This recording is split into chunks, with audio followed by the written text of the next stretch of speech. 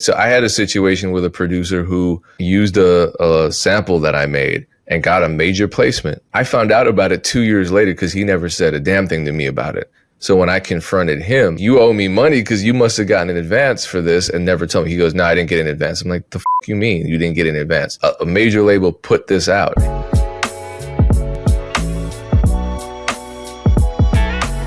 What percentage of the 40%, like, do you just not ever get the money? Like, it comes late, but you just not ever get the money. Yeah, that's rare. I can really only think of one major label that owes me money still, and that's years ago. So, yeah, so I only asked that question because I don't want to paint a darker picture than actually exists, right? Like, because there are... Yeah, no, it's not the end of the world. Right. So it could be a pain in the ass to, like, track down your money, and you might get it, X amount of months later. But most of the time, significantly, most of the time, you're going to get paid. Like, not getting paid is a rarity. Sure, but you're wasting your resources tracking down that money because they're playing a game with you, because they're not prioritizing you. If you worked a 9 to 5 and you had to fight for your check every single month, you wouldn't play that game. I get it. It's a problem. I just don't want to overstate the problem, right? Well, no. So let's move on from the problem then and talk some solutions, because I think Adam Friedman kind of hinted at this one. I don't want to put words in his mouth, but what I'm gathering from this first paragraph of the article, where it says at the time, at least 4 of the producers and writers involved with the album still didn't have producer agreements or publishing splits finalized. You could read that article, or you could read that line and say, damn, the label still hasn't it, but probably there's a good chance that falls on the producers and songwriters, because like I said, so I had a situation with a producer who used a sample that I made and got a major placement. And I found out about it 2 years later because he never said a damn thing to me about it. So when I confronted him, I don't know this guy, but I reached out to him via Instagram, and I was like, so like, you owe me money because you must have gotten an advance for this and never told me. He goes, no, I didn't get an advance. I'm like, the fuck you mean you didn't get an advance? A major label put this out. I didn't even sign paperwork. I'm like, what do you mean you didn't sign paperwork? He goes, well, they sent it to me, but I didn't understand it, so I ignored it. What? So you didn't get paid and I didn't get paid because you were just too stupid to handle this shit? Like, that blew my mind. But this type of thing happens in the music business. So I have to keep a very open mind and understand that there are so many people in the music business that are talented enough to get on these projects, but inexperienced and ignorant and scared enough to never even get a lawyer, let alone fully execute a contract. Now, the problem there that I'm getting at with this Travis Scott album situation is that a lot of times, I think if, like, let's say I get a placement on the Travis Scott album and I use a sample from a producer that just emailed me the sample, and I'm trying to get a hold of them. I'm like, yo, we're on the Travis Scott album. Hurry up. Come on. Give me you got to talk to these people. You got to get your PRO information. You have to sign off on this. What? Huh? I don't understand what this stuff means. Well, get a lawyer. I don't have money for a lawyer. Well, you got to figure something out. I don't know, man. When it gets real, a lot of people just can't handle it. So they disappear, or, something, or suddenly that loop maker decides, well, you know what? I want 50% of everything. And it's like, that's no, So then they hold up the process, or just something happens where it falls onto them. And now it affects all of us. So I can see me having my shit together and then one of my collaborators not having theirs together, and that holding up the finalization of my agreement, because if my agreement is in collaboration with these other producers, they want to get it all handled before they cut checks. So that's why I want to talk more about solutions rather than complaints. So I think a big part of working effectively in the music business is working with talented individuals who have their business together. And it's hard to, like, this is the reason a lot of people complain and bitch all day about gatekeeping. And it's like, because you want to prevent these problems. You can't just work with anybody, because you work with all these randoms that are just jumping in your inbox because they snatched their email address off of social media.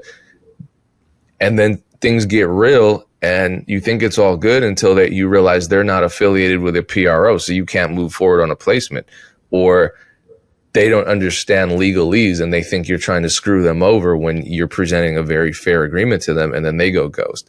So one solution is just don't work with people that you don't trust and that you know don't have an established track record, which is hard because there are talented people that, and then like in the heat of the moment of creativity, music gets made and you deal with the business afterwards, which is another big reason this kind of thing happens. So I don't know. Is there a way around that, Aaron? I think I do encourage artists to work with consistent collaborators, or even like the producers that I have repped previously or whatever, just because you can be creative and then talk about the business because you're in the same, and typically how it works, just the nature of people, when somebody's working with somebody new, a new person typically comes into the fold by somebody who's already been there. So, but I do encourage, because my artist has gotten burned by producers, I've had producers be burned by artists. I do encourage them, like, just because they're talented or because y'all are vibing right now, like, hey, let me know when you want to jump in, or can you send them this? Like, let's have a conversation. So I'm honestly not sure. I think sometimes ignorance can be perceived as a lack of integrity, and sometimes a lack of integrity can be displayed as ignorance. So I think that's why it's important to not just be hyped on the creation aspect, but I mean, it's art. You're artists, and I get that. But I think when you're looking at art versus commerce, or the intersection of both, you have to be willing to have those conversations, because when you're moving just off of the feeling or just off of the art itself, if you only want to stay there, that's where if you're like, I'm cool, I just want to be an artist and create, people say that and then they get frustrated and burned by the business. So I think communication is key. I think expectations are super important, but I do know sometimes you just randomly collaborate with somebody and then years later it'll turn into something. I do know that you could be a very reputable, business oriented person. I know somebody who is a producer and an A&R for an indie label. He has a Grammy on a Lil Wayne track and still has not been paid his upfront fee, and is still dealing with negotiations about his percentages. Do you know what I'm saying? Like, that's still, and this is 4 or 5 years later, and he's a very reputable, he actually manages other producers, whatever. So I think that, like, and by the time it goes to the Grammys, it's like, it's been months. So he has this, like, sometimes a year or so, but he has this tension where it's like, I love this song and I would love to claim it, but I still haven't gotten paid for it. And that's like a regular thing. So I don't want to break it all the way down to like, oh, well, you're ignorant about the business, or you didn't have the conversation up front, so that's why you didn't get paid. I just think leading with communication and having clear-cut expectations and an understanding is best practices to try to get the best results. Yeah. Yeah, and you can always push the red button if it comes to it. I mean, what's that? Blowing up on social media? No, getting a lawyer and filing takedowns. Yeah. I mean, so just negotiations in general in the music industry, like, the pie is never large enough. And I've said this a million times. Like, if there's 4 slices of a pie and there's 6 people, like, everybody is going to think they're entitled to 3 of the slices. Like, that's just how it is. So what Aaron said, communication is key. Like Payne said, having your business in order is key.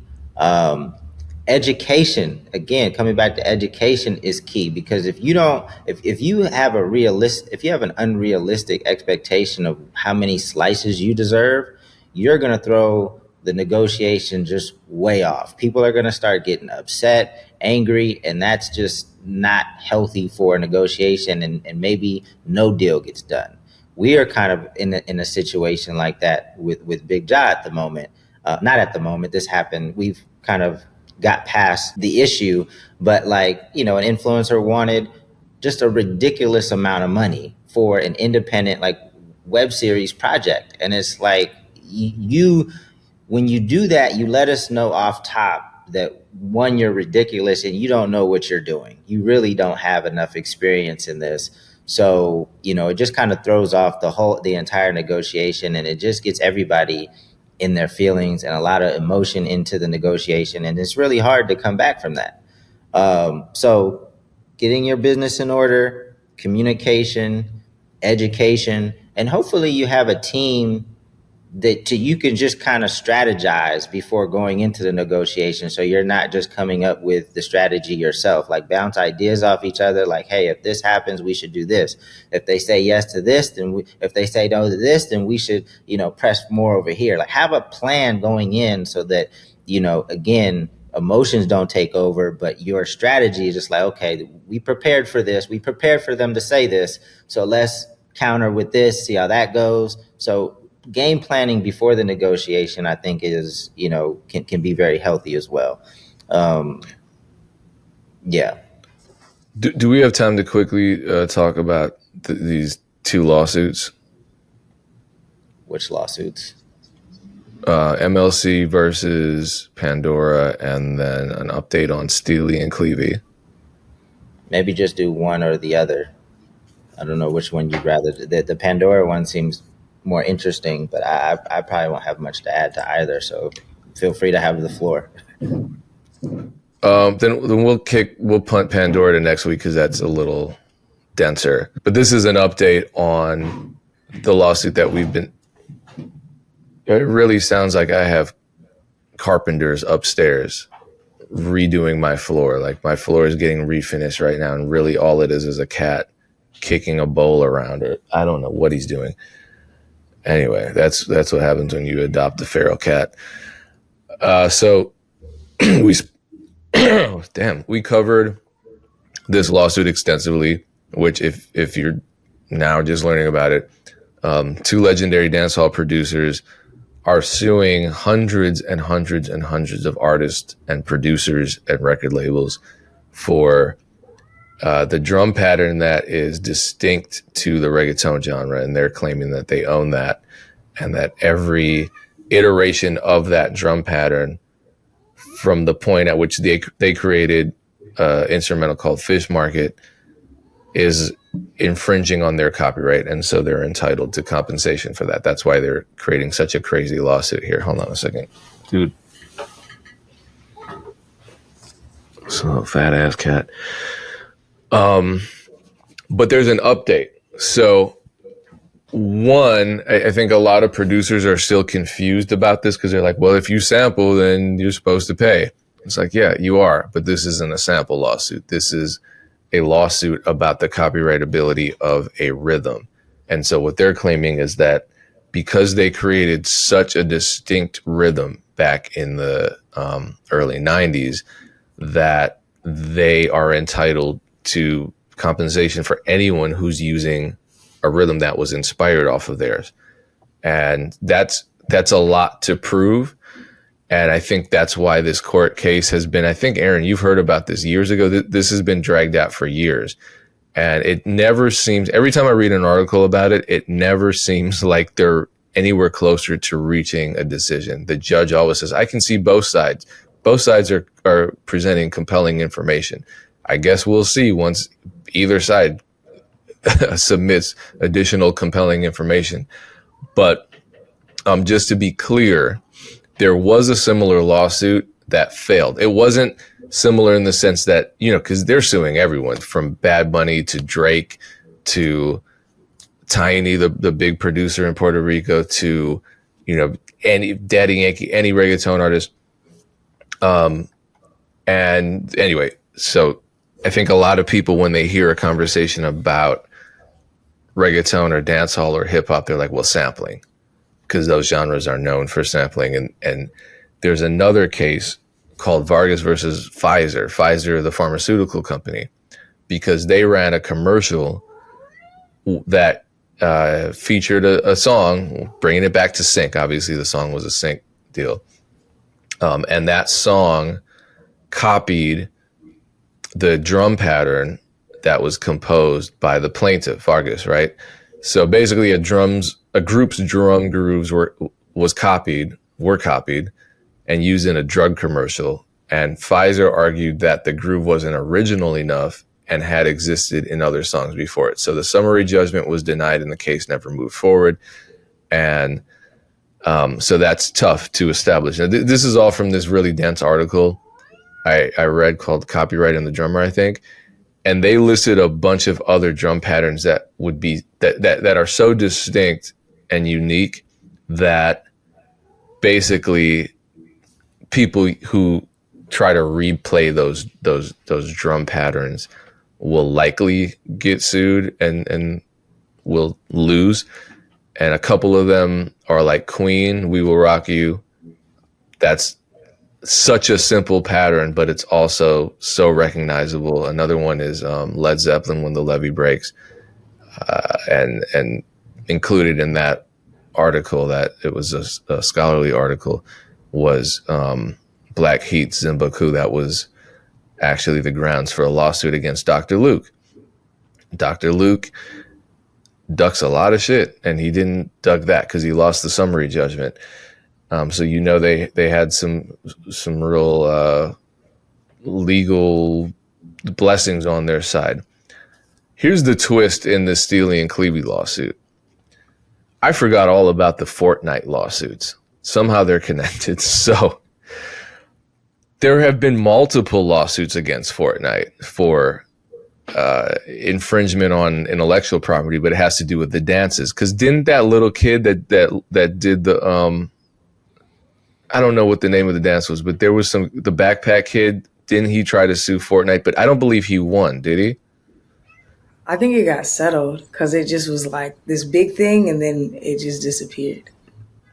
I'll have to look and update on the next episode. But there's another choreographer, Kyle Hanagami, who is suing Epic Games. Now, I saw a side-by-side of Fortnite characters and his choreography, and it's not my place to make a decision, but they were pretty similar. So applying this to basically what happened was Kyle Hanagami's case against Fortnite got thrown out, but then he appealed it successfully because what they said was that initially the appeals court noted that if a copied portion of a work is significant, the defendant cannot escape liability merely because the portion is short, which I guess was what Epic Records initially used to defend themselves against the lawsuit. But since appeals court granted Hanagami an appeal, what they also ruled was that he does not need to provide an exhaustive list of factual allegations regarding the elements of his choreography for his lawsuit to move past the dismissal stage. So what's happening is, and this is from dancehallmag.com, by citing this recent decision, Steely and Clevie are seeking to prevent the dismissal of their lawsuit on the basis that their musical composition, like choreography, is more than just a collection of individual notes or beats, and that it deserves full copyright protection. They're also attempting to leverage the Fortnite precedent to support their argument that their lawsuit should not be dismissed because the allegedly copied elements are short or because their allegations were not sufficiently detailed. So this went down. This was a filing that went down in October. We've been talking about it since then. So I feel like this means they're potentially feeling less confident, or they're already on the defensive just because the lawyers are diligent. I don't know, but they're trying to make every move possible to prevent their case from getting thrown out. Now, as I said, who knows? The judge basically is just saying the same thing. And in this case, I think she is saying this is a difficult question. I see arguments on both sides. Oh, it's a he. He said leaving the matter pending. So once again, it's pending. And since this update, I haven't managed to see anything else. But again, the legal system moves slowly, just like the label system. So trying to litigate it's a long road. You're trying to fight the labels and get your advance money. If they're ignoring you, it's a long road. But again, this lawsuit is unprecedented, I think, in its reach. So they are claiming over 1,800 songs have infringed on Fish Market Rhythm, including mega hits such as Luis Fonsi's Despacito remix with Justin Bieber, well, and the original too. Bad Bunny's Mia with Drake, Drake's One Dance with Wizkid. Shit. El Chombo's Dame Tu Cosita with Cuddy Ranks. And I think the interesting thing about that is that particular song is definitely Pounder Rhythm, not Fish Market. But because Fish Market predates Pounder Rhythm, they're saying Pounder came from Fish Market, and then Dame Tu Cosita came from Pounder, and so therefore they deserve. It's crazy, you know. It's like it's a big lawsuit. DJ Snake is named on here. Pitbull's named on here. A bunch of Daddy Yankee's biggest hits are named on this lawsuit. 1,800 songs in total. It's a fire hydrant at this point. What do you mean? It's just like, at first they had like a trickle, and now they're just spraying everywhere. Like, listen, like we're gonna go after everything, so that I think it's a respect thing too. So I'm not even mad at it. It's the tactics are unique, but they're playing to win right now. And even if the win is a settlement, I think this is a respect game, and I'm not mad at that. Well, let me ask you, both of you, this: do you ever hear about, like, you're in different places. I'm in Wisconsin. Not a big Jamaican population here at all. People love dancing to dancehall, but they have no idea what it's called, especially nowadays. You know, it used to be, you know, when there was a dancehall beat, they'd be like, oh yeah, that reggae, whatever. And now people hear dancehall and they're like, oh yeah, that Afro beat. And it's like, wow. Why does dancehall keep getting overlooked? And you really see it, because a lot of European and North American artists are making music over dancehall beats. Sia did it a lot. Like Cheap Thrills is a huge hit. That's a dancehall beat. And she's, I believe, Australian. And there's also, if she's from New Zealand, I'm in trouble. One somewhere in that area. I'm so sorry. Ellie Goulding, is that how you say her name? The European singer. She had a dancehall song. Ed Sheeran, Shape of You, dancehall song. To the point where all these songs end up back in the hands of dancehall artists. And Neo, one of Vybz Kartel's big songs was just him remixing a Neo song, because the Neo song was a dancehall beat. What it was, you know what I'm talking about, right? Yes, I have to look up the title, but yes, it's just a lot of back and forth.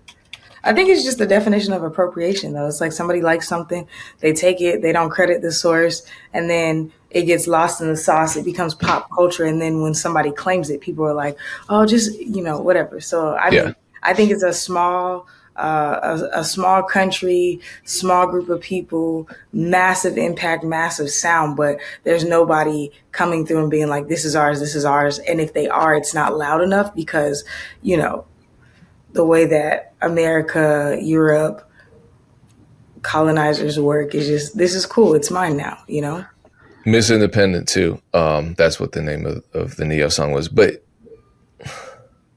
you said something that got, it's like everyone's eating off of dancehall except Jamaicans. It feels like.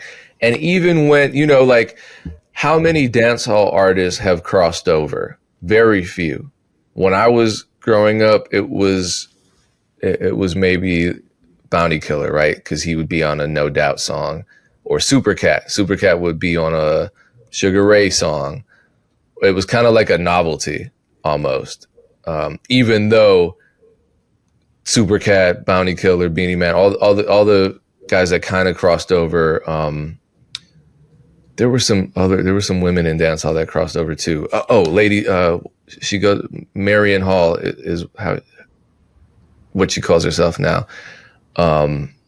But yeah, But I don't even know if those are like crossover. It's just because you're a fan of the genre and you saw them touch American soil. Because I even think about like Vibes Cartel. Like you got Drake and Chris Brown flying down to collaborate with homies dropping hits from jail, or from prison. And it's like, but the vast majority of people, like if I say Vibes Cartel to one out of they 10, have no maybe idea. 1 out of 10 Americans even knows who he is, and he's like one of the most influential people in music, in my opinion. Yeah. Whether you love him or hate him, his ethics, whatever, he's so extremely influential to the point that literally Drake and Chris Brown are flying down to be like, we'll be on a song with you, but those songs never cross over to America, No, well, the 90s songs that did cross over were Americanized. Like Salam Remy was at the forefront of that. We just had that conversation with I-20 drop, and Salam Remy produced. It goes to show you how versatile some people are, because Salam Remy goes from producing. Didn't he produce he produced a lot of hip hop beats for folk tracks, like all sorts of stuff. He went from doing the dancehall stuff to the Fugees to Fighting in the Club to Miguel, like that's a versatile guy. Respect to him. But even when Sean Paul had and Sean Paul is just now like a pop culture icon. I remember watching a Breakfast Club episode where Charlemagne was like, Sean Paul is just some Dominican guy from Brooklyn. And I feel like I think that was just Charlemagne being an idiot. But, even when you say Sean Paul, Americans don't think dancehall. They're like, oh, he's from Miami or he's from New York or that's that. It doesn't help that Sean Paul is kind of ethnically ambiguous, so I get it. But at the same time, you know what I'm saying? Like because they were, like China, there's like, a lot of Asian people, a lot of Indian people, a lot of black people, a lot of white people. There's all types of stuff. I've never been there, but I'm just, but I'm like, how do you not? It's Jamaican English is so distinct. Dancehall is so distinct. How is it that it's so watered down and diluted, to use the word of the day, that people can't even give credit to something that is the embodiment of that spirit? Like Sean Paul, his story is, I think that people just in Jamaica were like, yeah, he sounds like Supercat. He's like the new Supercat, and Supercat was gone at that point, and that really helped him get in there. I don't know why he crossed over and no other dancehall artist did to that degree, but it's just so weird. So to bring it back to the lawsuit, when we posted about this, and there were little clips out of context, a lot of dancehall fans and Jamaicans were upset because they're like, you're just not giving credit. I'm like, I'm talking about legally, this is a pretty scary precedent, and I think it's going to get settled so that hopefully this, because the music business doesn't want a lawsuit like this to set a precedent, because that can create a lot of problems for them. The record labels stand to lose a lot of money and a lot of legal resources that they're spending money on. And so I think they're going to do everything in their power to fight this lawsuit. But when the smoke clears, as Aaron says, it's still a respect thing. And that's what a lot of people were saying, and this conversation means a lot to the dancehall space and to the dancehall culture, because if once again this appropriation and disrespect and non-recognition slides, then it's one more nail in that coffin. So I'm on the fence. I feel like they're doing what they can do. They're using what they can use to get this conversation and this fight to the forefront. It just, it's scary because as a producer, you're thinking, all right, if this wins, then is this just going to make me more paranoid to program drums? Because even if the drums are original, someone can say, well, you were influenced by this and this and this, and I can prove that because of the timeline at which I released this track. And it could be somebody that made a drum beat that's just unique enough that they can argue in front of the right judge and the right jury that doesn't know enough about music, they hire the right musicologist or whatever. And I'm like, damn, I made these drums with totally different sounds, a different tempo, but because that rhythmic pattern is just too similar to something that was already created, now I'm in trouble. And is this going to spawn more lawsuits like this that are less worthy? I don't know.